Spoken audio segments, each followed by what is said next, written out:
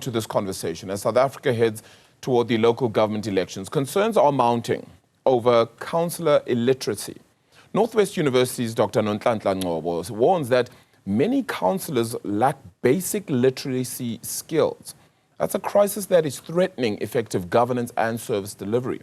She's even calling for a minimum qualification of a matric certificate to ensure accountability and strengthen local government performance. Local governance expert Dr. Harlan Cloete joins us now to unpack this a little bit more. Dr. Cloete, I hope you're well. Thank you so much for the time. Appreciate it. You've heard the word there from Harlan Cloete saying that matric should be at the very least the basic minimum when it comes to local councillor qualification. Maybe let me start there. Your thoughts? Good morning to you and good morning to the viewers. You know, I'm not quite sure that I agree with a good doctor. If you look at the municipality, you know, it takes, in this case, it takes three to tango. Municipalities, for it to function effectively, it needs politicians, it needs administrators, and it needs the community. And so that's the definition of a municipality. If you decide to say, okay, it's only those with matric, only those educated, I think it undermines the democratic process and popular participation of people.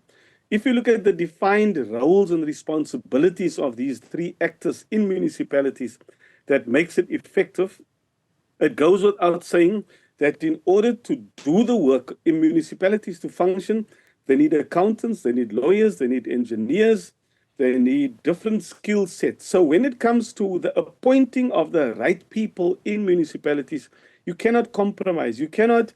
It's like giving a child a car who was not qualified with a driver's license. So when it comes to the administrators, they have to be qualified. It's going to be problematic if you start saying that only those qualified with matric are eligible to be councillors. That is in any case against what the Constitution says, that a person can only be disqualified from being a councillor if a person is found to be insolvent or declared unfit, or with a criminal record, or there's 5 years lapse before the person is again eligible. So I'm not sure whether, even if you have a professor or professors as councillors, it is their role is limited to oversight and not necessarily implementation of policies. So I think that's going to be a very important understanding then. So we're saying that local councillors won't necessarily need to have the precise skills. They'll have oversight. But the question will sometimes become then, how do you have oversight capability if you don't understand or are illiterate in some instances? And that goes back to what Cooperative Governance and Traditional Affairs Minister Velinkosini Hlabisa has noted, saying that he's called for education requirements for public representatives to be revisited, warning that illiteracy undermines oversight and accountability. And I'm sure you agree on the illiteracy part. It's just the standard of which is very important. Am I correct? I agree with you on the literacy. And again, that literacy we need to define. You can talk about constitutional literacy. You can talk about financial literacy. To be able to read those municipal reports, it takes you to be literate. In other words, you need to understand a bit of the context of what is happening there. And so the previous Minister of Labour, Minister Mtlatlana, said, you don't have to have a PhD to see that there's a problem when you stop at Cape Town International Airport. And so oversight is important, and to have contextual understanding about what it is that the administrators are supposed to be doing. That should be there.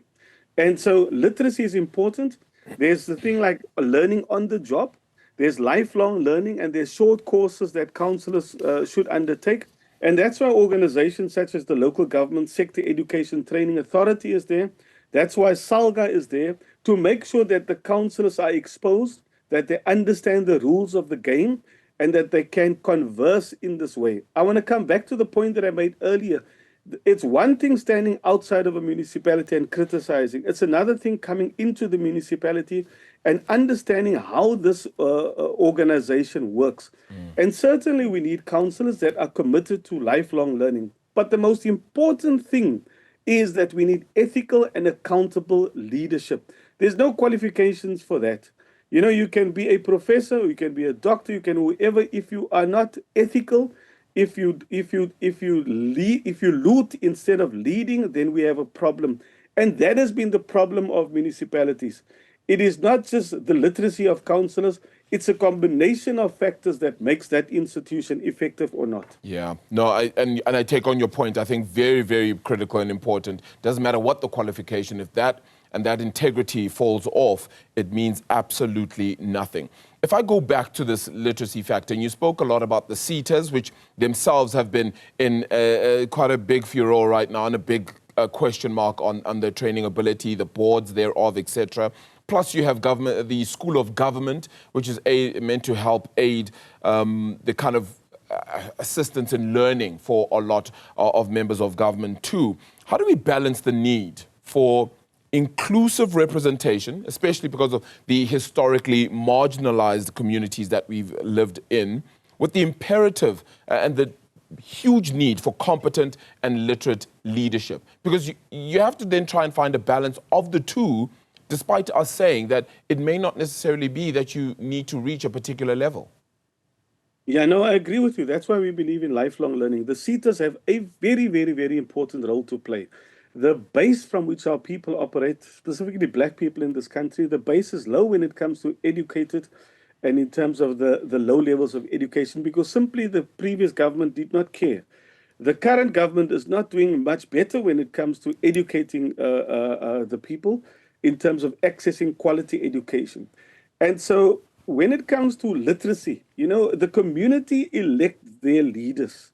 And a lot of times, and the political parties themselves are also guilty, because it is they that sometimes put forward these candidates. And so the vetting process of political parties, if I'm going to represent a political party in this country, then surely the party that elects me or says, okay, you qualify, the vetting process needs to be sharpened so that we have the right people with the integrity, that are ethical, that represent that party. A lot of times we have the political parties themselves being guilty because it is they that allow the candidates to campaign on their ticket. Yeah. And when they come into the municipality, they sometimes cause more damage, because what the president of Salga talks about, an invisible hand within local government, like we've seen in the police as well, that there are certain criminal elements that are hell-bent to destroy our democratic institutions. And the same for local government, where people are supposed to lead, they actually loot. They see this as a spaza shop where they can now go gay abandoned to make sure that they get as much out of the system. Now, that is wrong. So that's why I come back to my earlier point. Even if you have competent or literate councillors who are corrupt, then you have a problem. And so we need to make sure that in our institutions, be it in the administrators, we have ethical and accountable leaders. If you are a politician, ethical and accountable. And if you are the community, you are also ethical and accountable to make sure that there's that accountability ecosystem operating within local government. It's only then that we succeed in making sure that local government works. Yeah. I'm going to have to go back to something here, Dr. Harlan Cloete, the notion that people will hold when it comes to education and certain positions that are held by local councillors. And it's part of our poll question that we asked our audience today. So please be a part of it. Just listen out for this, because the question we're asking is, should basic education be a requirement for municipal councillors? Now, somebody else may ask, what does basic education actually look like? Is that grade 5? Is that matric? Is that just understanding the context, as you made note of yourself, Doctor? So that is also a question mark we could put in there. But should basic education be a requirement for municipal councillors? The options we gave our audience was yes, it improves service delivery. Offers, maybe we should offer councillors training was option 2. Option 3 was experience matters more. And number 4 was education is not needed. 93% of our audience has thus far selected that, yes, it improves service delivery. So they believe that that basic education is absolutely critical for their needs to be met thus far. How would you respond to that? I think I agree. Education, the base. I think you must be able to read and write. But I'm saying the missing question there is, should a person be ethical and accountable? And so again, I'm saying, if you have matric, if you've got a degree, if that is a hurdle, then we need to address that. You need to say, okay, what does it take to be an effective councillor within municipalities? What does that take? It means you have to have a base. You must be able to read. You have to be constitutionally literate. You need to understand your roles and responsibilities.